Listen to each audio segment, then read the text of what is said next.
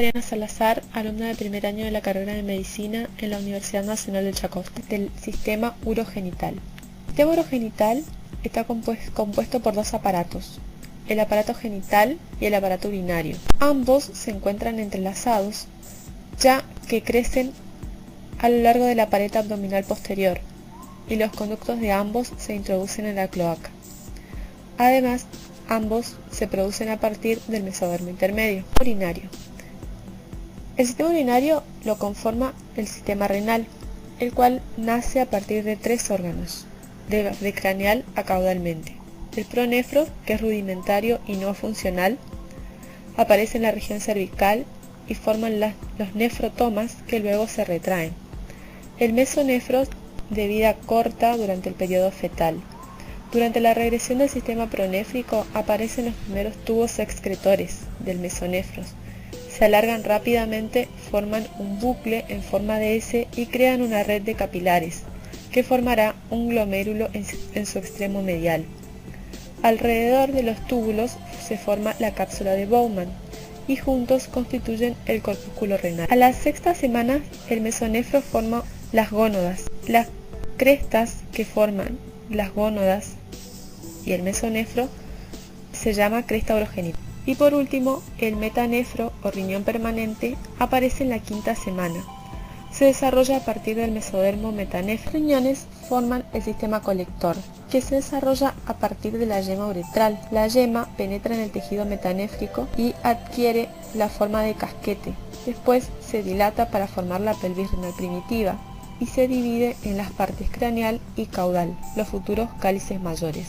Cada cáliz forma dos yemas nuevas. Estas siguen dividiéndose hasta final del quinto mes. Los lóbulos de segundo orden se agrandan y absorben a los de tercera y cuarta generación, dando los cálices menores. Los de las quintas a sucesivas generaciones se alargan y convergen en el cáliz menor, donde forman la pirámide. La yema origina el uréter, la pelvis renal, los cálices mayores y menores, y millones de tubos colectores. Cada tubo está cubierto distalmente por un casquete de tejido metanéfrico, las cuales forman pequeñas vesículas renales. Los capilares crecen en un extremo de la S y se diferencian en glomérulos. Los túbulos, junto a los glomérulos, forman las nefronas o unidades excretoras. El alargamiento continuo del tubo excretor termina en la formación del asa de Henle. El riñón ocupa la región pélvica, luego ocupa una posición más craneal en el abdomen. Ser funcional hacia la semana 20, donde la orina pasa de la cavidad amniótica y se mezcla con el líquido amniótico. El líquido que ingresa al feto es reciclado a través de los riñones, los cuales no se encargan de la excreción de los desechos durante la vida. De la cuarta a la séptima semana de desarrollo, la cloaca se divide a través del tabique anorrectal en el seno urogenital y conducto anal. La punta de dicho tabique forma el cuerpo perineal. El tabique es una capa de mesodermo. En la diferenciación de la cloaca, las partes caudales de los conductos mesonéfricos son absorbidos en la pared de la vejiga. Los uréteres se introducen en la vejiga por separado. Los conductos mesonéfricos se desplazan muy juntos para introducirse en la uretra prostática, convirtiéndose en conductos eyaculares. La diferenciación sexual está determinada por el cromosoma Y, que contiene al gen SRY, que en ausencia de este se establece el desarrollo. Las características morfológicas masculinas o femeninas son adquiridas por las gónadas en las séptimas. Las germinales primigenias se originan en el epiblasto, migran a través de la línea media y hacia la tercera semana se establecen entre las células endodérmicas en la pared del saco vitelino, cerca del alantoides. Durante la cuarta semana migran mediante movimientos ameboides a lo largo del mesenterio dorsal del intestino posterior, llegando a las gónadas a comienzo de la quinta semana, e invaden las crestas genitales a la sexta semana. Tienen influencia inductiva en el desarrollo de las gónadas a testículos u ovarios. Los cordones sexuales primitivos en ambos sexos se conectan con el epitelio superficial, etapa conocida como gónadas indiferentes. Para la formación de los testículos, al llegar el gen SRY que determina la formación de los testículos, los cordones sexuales primitivos siguen proliferando y se introducen profundamente en la médula para formar el testículo o cordones medulares. Los cordones se dividen en una red de líneas celulares diminutas que más tarde originan los túbulos de la red testicular. Durante el posterior desarrollo, una densa capa de tejido conjuntivo fibroso, la túnica valvugínea, separa los cordones testiculares del epitelio superficial. Al cuarto mes, los cordones adquieren forma de herradura y sus extremidades son continuas con la red testicular. Ahora están compuestos por células germinativas y sus tentaculares o de Sertoli. Las células intersticiales de Leydig proceden del mesénquima original de la cresta gonadal. Se encuentra entre los cordones testiculares. Hacia la octava semana de gestación, estas empiezan a producir testosterona e influyen en la diferenciación sexual y genitales externos. Los cordones testiculares son sólidos hasta la pubertad, momento en el que se canalizan los tubos seminíferos y se unen a los tubos de la red testicular, que a su vez se unen a la red testicular y al conducto mesonéfrico o de Wolff y se convierte en el conducto deferente. Ovarios con dotación cromosómica XX, los cordones sexuales primitivos se disocian en grupos de células irregulares. Estos ocupan la parte medular del ovario. Más tarde desaparecen y son sustituidos por estroma vascular que forman la médula ovárica. El epitelio superficial sigue proliferando. En la séptima semana se origina la segunda generación de cordones, los cordones corticales que se introducen en el mesénquima pero permanecen superficiales. El tercer mes, estos cordones se dividen en grupos aislados de células. Estos siguen proliferando y empiezan a rodear cada ovogonio con una capa de células epiteliales, las células foliculares. Conjuntamente constituyen un folículo primario. Los cordones medulares involucionan y se forman una segunda generación de cordones corticales. Los conductos genitales. En la etapa indiferenciada tenemos dos pares de conductos genitales, los mesonéfricos y los paramesonéfricos. Los conductos paramesonéfricos se originan como una invaginación longitudinal del epitelio sobre la superficie anterolateral de la cresta urogenital. Cranealmente, el conducto se abre a la cavidad abdominal mediante una estructura de tipo embudo. Caudalmente, primero se desplaza en dirección lateral respecto del conducto mesonéfrico y a continuación lo atraviesa ventralmente para crecer en dirección caudomedial. En el inicio se hallan separados por el tabique, pero más tarde se fusionan para formar la cavidad uterina.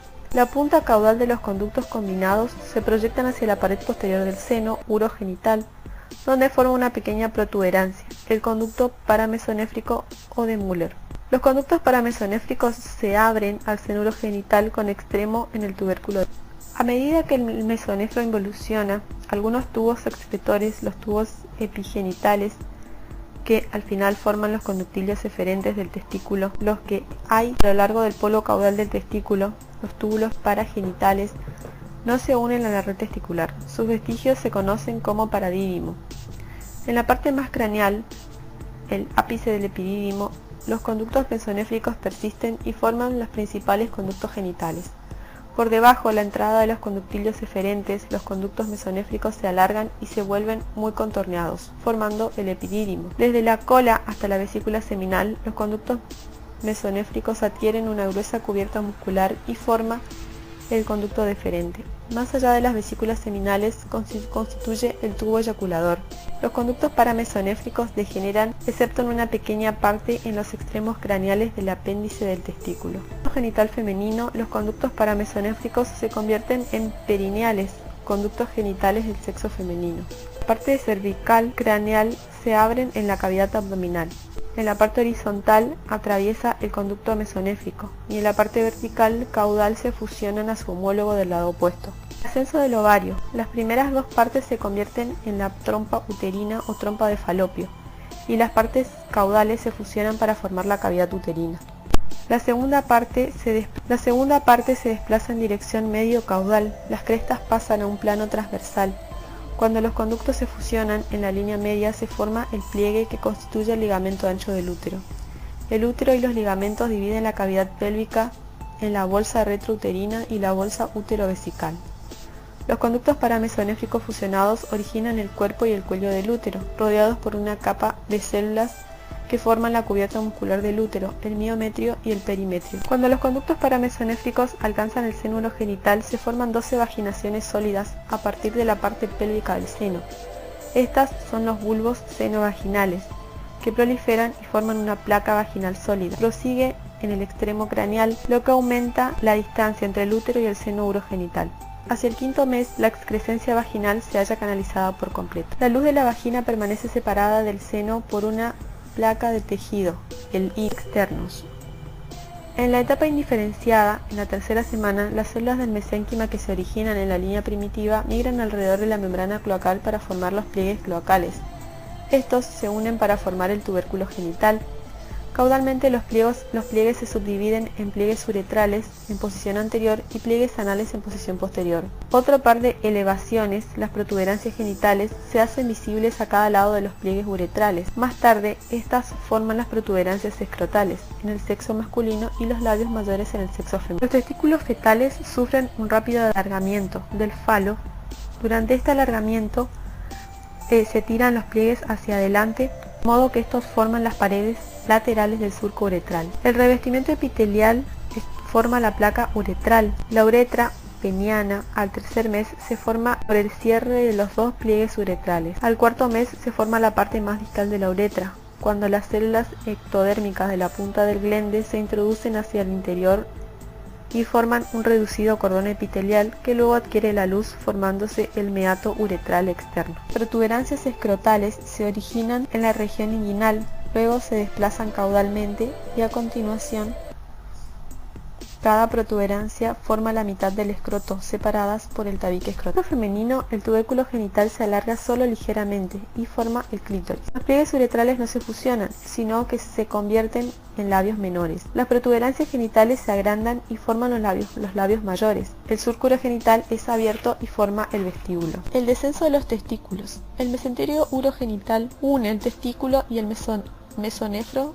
a la pared abdominal posterior. Con la degeneración del mesonefro, la unión actúa de mesenterio para la gónada. Este pasa a ser ligamentosa, el ligamento genital caudal. Se observa una condensación mesenquimatosa rica en matrices extracelulares, el gubernáculo. Antes del desarrollo, esta banda termina en la región inguinal entre los músculos abdominales internos y externos. Más tarde, el testículo desciende hacia el anillo inguinal. Se forma una parte extraabdominal del gubernáculo y crece desde la región inguinal hacia las protuberancias escrotales contra el tracto suelo del escroto. Un aumento de la presión intraabdominal por el crecimiento del órgano produce el paso a través del conducto inguinal y la regresión de la pared extraabdominal del gubernáculo completa el desplazamiento del testículo dentro del escroto. Los testículos alcanzan la región inguinal a las 12 semanas.